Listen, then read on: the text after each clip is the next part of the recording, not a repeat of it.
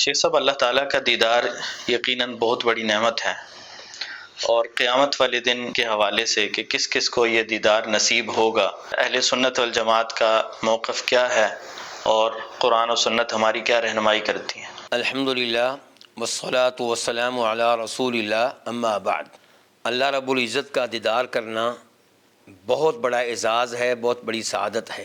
قرآن و حدیث کے دلائل سے پہلے عقل بھی اس بات کا تقاضا کرتی ہے کہ انسان اس ذات کا دیدار کر سکے جس کی پوری زندگی دنیا میں عبادت کرتا رہا ہے، جس کے لیے نمازیں پڑھتا رہا ہے، جس کے لیے روزے رکھتا رہا ہے، جس کے لیے صدقہ خیرات کرتا رہا ہے، جس کے کلام کی تلاوت کرتا رہا ہے۔ دل چاہتا ہے کہ میں اس ذات کو دیکھوں۔ تو اس لیے درست عقیدہ یہ ہے، صحیح عقیدہ یہ ہے کہ اہل ایمان، اہل جنت روز قیامت جنت میں اللہ تعالیٰ کے چہرے کا دیدار کریں گے۔ اس عقیدے پہ بہت سے دلائل موجود ہیں۔ مثال کے طور پہ سورہ قیامہ میں اللہ تعالیٰ فرماتے ہیں وجوہ یومئذ ناظرہ الی ربہا ناظرہ، اس دن کئی چہرے تر و تازہ ہوں گے، اپنے رب کو دیکھ رہے ہوں گے۔ تو یہ آیت اس معاملے میں نص کی حیثیت رکھتی ہے کہ تر و تازہ چہروں والے یعنی کہ جنتی لوگ اللہ تعالیٰ کا دیدار کر سکیں گے۔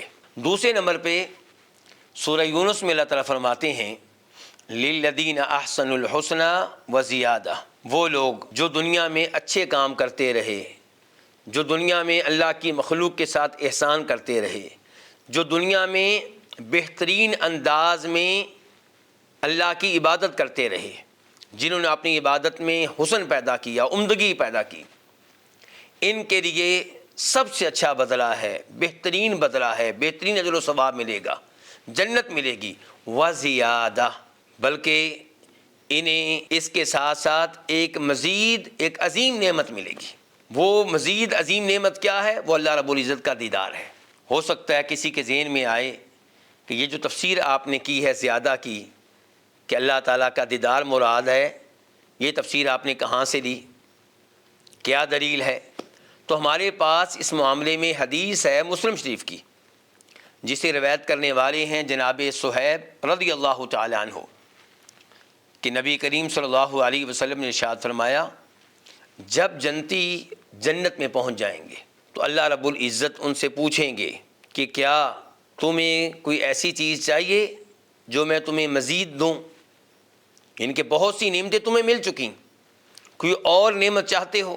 کہیں گے اے اللہ الم تبیض وجوہنا، کیا تو نے ہمارے چہروں کو روشن نہیں رکھا؟ ہمارے چہرے آج تر و تازہ ہیں، روشن ہیں، ان کے اوپر نور ہے، تو اتنی بڑی نعمت تو نے ہمیں دے دی ہے۔ الم تدخلنا الجنہ، کیا تو نے ہمیں جنت نہیں دے دی؟ اتنی بڑی نعمت تو نے ہمیں دے دی ہے۔ الم تنجنا من النار، کیا ایسا نہیں ہے کہ تو نے ہمیں جہنم جیسے خوفناک عذاب سے محفوظ رکھا ہے؟ تو اتنی بڑی نعمتیں ہمارے اوپر ہو چکی، اب ہمیں اور کیا چاہیے؟ اللہ تعالیٰ فرمائیں گے کہ تمہیں ایک اور نعمت دی جائے گی۔ یہ مفہوم ہے اس حدیث کا۔ چنانچہ اللہ رب العزت انہیں اپنے چہرے کے دیدار کا موقع دیں گے۔ جب وہ اللہ تعالیٰ کا دیدار کریں گے تب انہیں احساس ہوگا کہ اس نعمت سے بڑی کوئی نعمت نہیں ہے۔ یہ حدیث بیان کرنے کے بعد نبی علیہ الصلوۃ والسلام نے اس آیت کی تلاوت فرمائی للذین احسنوا الحسنى وزیادہ۔ تو حدیث واضح ہے اس معاملے میں کہ اس آیت میں زیادہ سے مراد اللہ تعالیٰ کے چہرے کا دیدار ہے۔ تو اللہ رب العزت کے چہرے کا دیدار روز قیامت ہوگا، اور یہ ایک حقیقت ہے، اس پہ ایمان لانا واجب ہے۔ میں اللہ تعالیٰ سے دعا کرتا ہوں کہ اللہ تعالیٰ ہم سب کو ان خوش نصیبوں میں شامل فرمائے جو اللہ تعالیٰ کے چہرے کا دیدار کر سکیں گے۔ آمین۔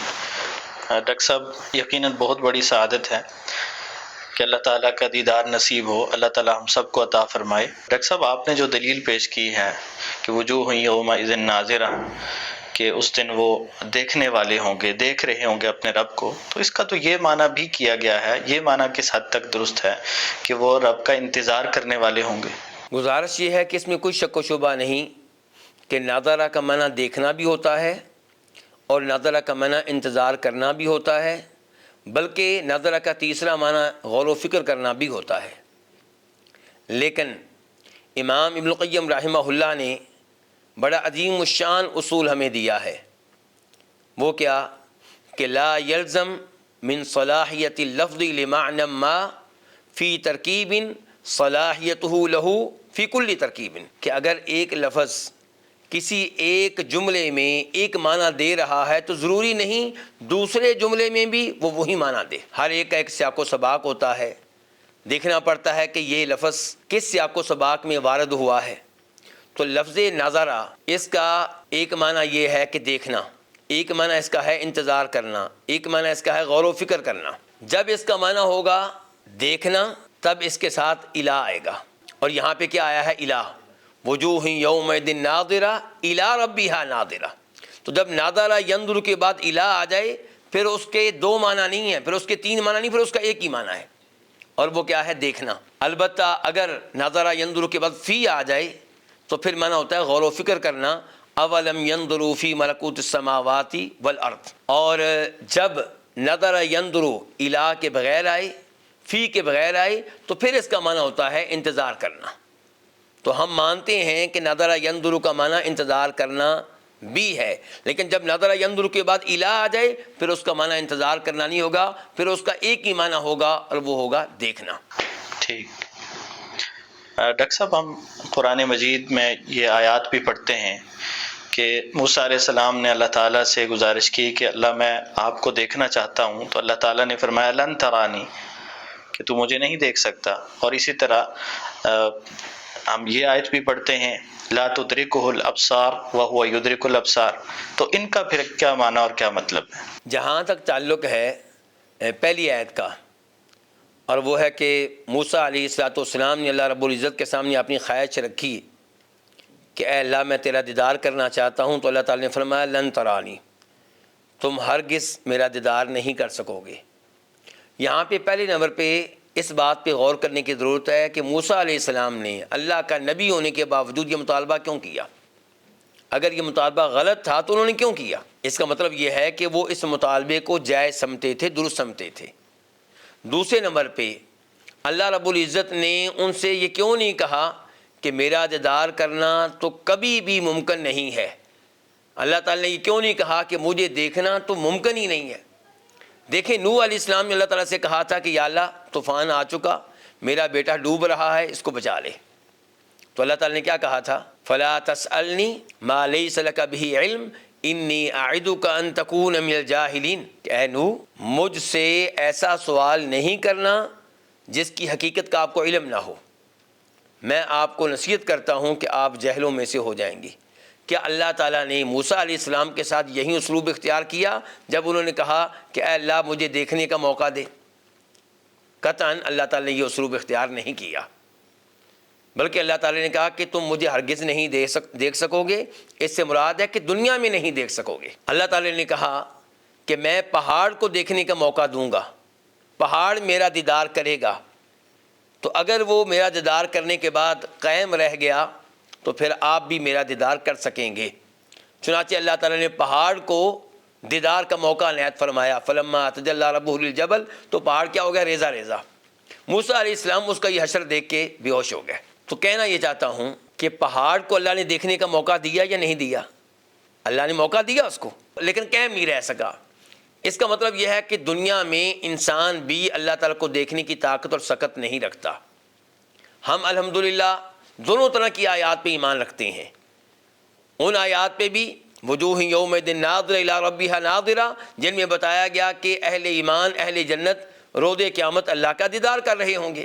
اور ہم اس آیت پہ بھی ایمان رکھتے ہیں کہ لن ترانی، کہ اللہ نے موسیٰ علیہ السلام سے کہا تھا کہ تم مجھے ہرگز نہیں دیکھ سکو گے، مراد یہ ہے کہ دنیا میں۔ گمراہ فرقے کہتے ہیں اللہ نے کہا لن، جس کا مطلب ہوتا ہے کہ قطعاً نہیں دیکھ سکو گے، تو ہم کہتے ہیں اس کا مطلب یہی ہے کہ دنیا میں قطعاً نہیں دیکھ سکو گے۔ آپ ذرا اس آیت پہ غور کریں کہ اللہ تعالیٰ کہتے ہیں یہودیوں کے بارے میں کہ وَلَن يَتَمَنَّوْهُ أَبَدًا، یہ کہتے ہیں ہم اللہ کے بڑے پیارے ہیں، ہم اللہ کے محبوب ہیں، ہم اللہ کے بیٹے ہیں، اور ہم جنت کے وارث ہیں، جنت میں داخل ہونے والے ہیں۔